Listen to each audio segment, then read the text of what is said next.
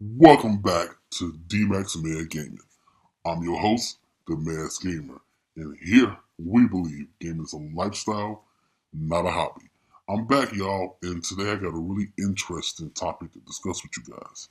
Yesterday, I was listening to a podcast. I'll leave a link to the podcast in the description box below for you guys to check out for yourselves. And the person they was interviewing was Aaryn Flynn. You know, the head lead developer for BioWare for 6 years.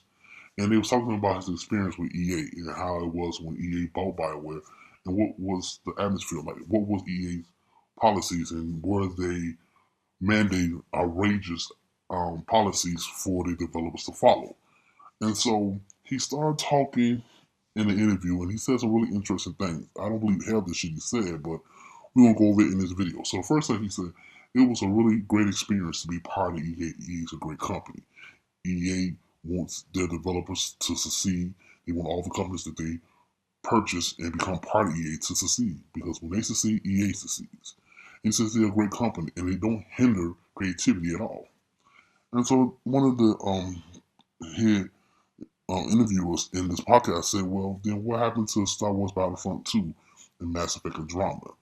And he gave this really ridiculous reason. Well, sometimes ideas fail. Sometimes you implement something, and sometimes it doesn't work out.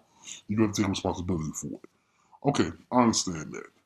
But they messed up twice. Not just once, twice. First, with letting Mass Effect Andromeda be released when they knew it wasn't ready. They didn't polish it at all. They hardly worked on the game. That's one. And two, when they implemented loot boxes into the progression system of Star Wars Battlefront 2. These were ideas that just failed. No, these was ideas that was for greedy individuals at EA. That's what it was, and he know it, and you know it too. But he's being professional and was trying to save face. I have to respect him for that because he did work with them for a long time, and he don't want any beef with EA.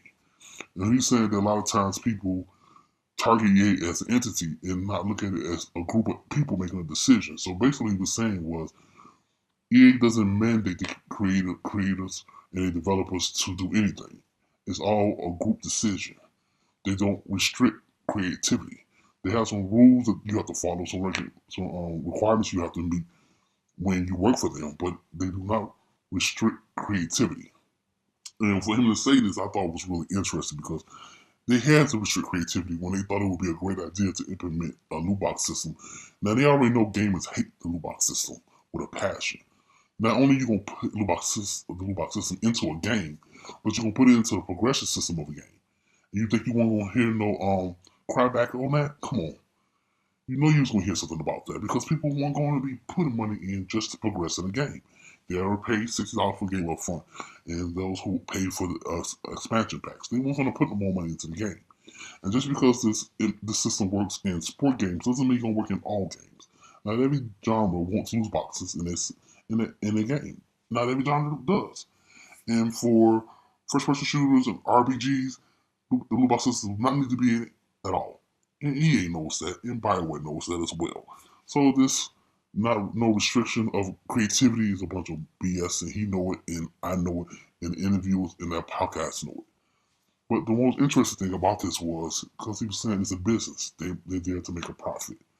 A lot of times, EA gives you the resources you need and tries to have much as they can for you to succeed. And I understand that any company that buys another company because of their reputation, they want that reputation to be part of their reputation.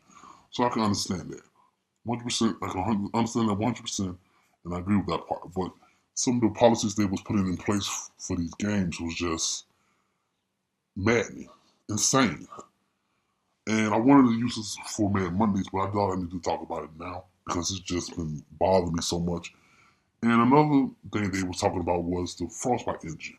Now we all know the Frostbite engine was developed for first-person shooters, and how EA and BioWare had to collect resources from other individuals that were specialized in the Frostbite engine to help them tweak it so they can use it for other games. Because you know that's the standard now. Every developer is using the Frostbite engine.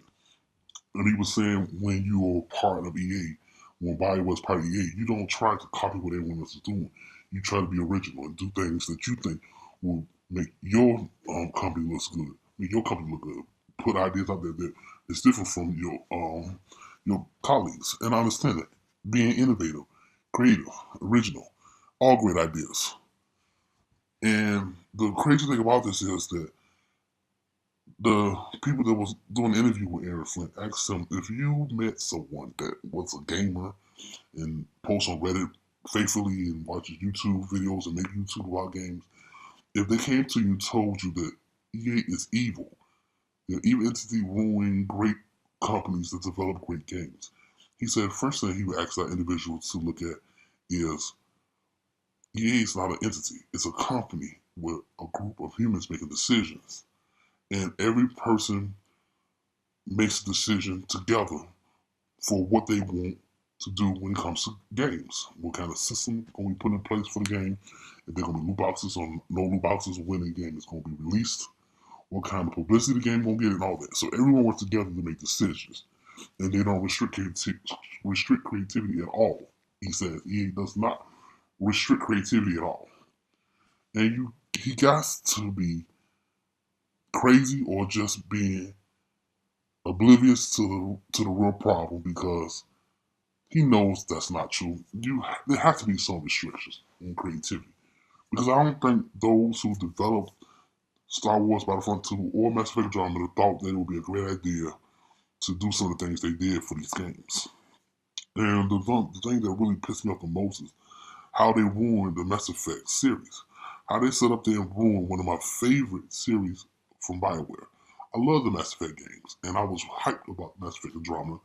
And when I played Mass Effect Andromeda, I gotta say, it wasn't a great game. It was okay. The only thing that kept me interested in the game was the Easter eggs. A lot of references from the previous Mass Effect games that kept me engaged in the game, which I gotta say, it wasn't really that bad. It was okay. It wasn't great, but it was okay. But to leave the game unfinished is something that I don't understand. And I don't see how the developers at BioWare and EA thought that would be a great idea to just drop Mass Effect drama completely and don't create any new DLC for the single player part of the game. But they was giving DLC for the multiplayer part, the only part that people was enjoying. But they didn't give us no DLC for the single player part of the game because they felt like they needed to disband that studio to have them work at different departments in EA.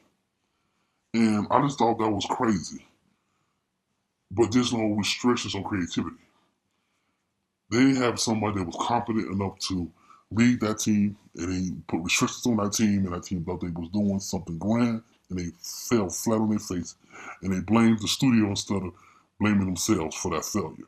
And then they had the gall to implement the loot box system into the progression system of Star Wars Battlefront 2. But there's no creative restrictions for the developers from EA. Bullshit. And he know it, you know it, I know it. That's why I don't understand how he could sit there on that podcast and just say this shit with a straight face. I mean, he had to be tearing up inside because he know that no matter how professional you are, you still obligated to tell the truth. And yes, EA is a group of people making decisions.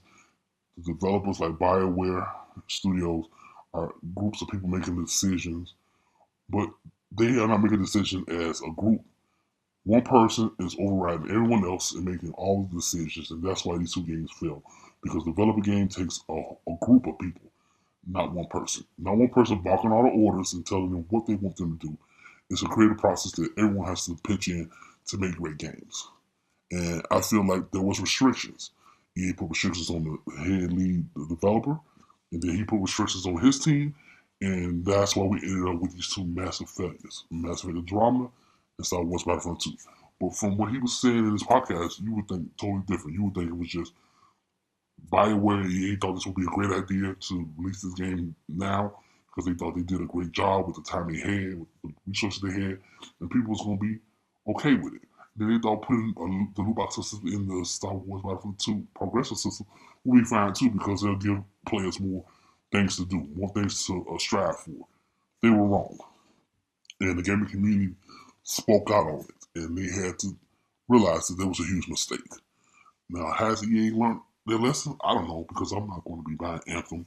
Don't know about Dmac, but I am not going to be buying Anthem at all. And as far as this Frostbite engine, I think they're doing a really great job with it.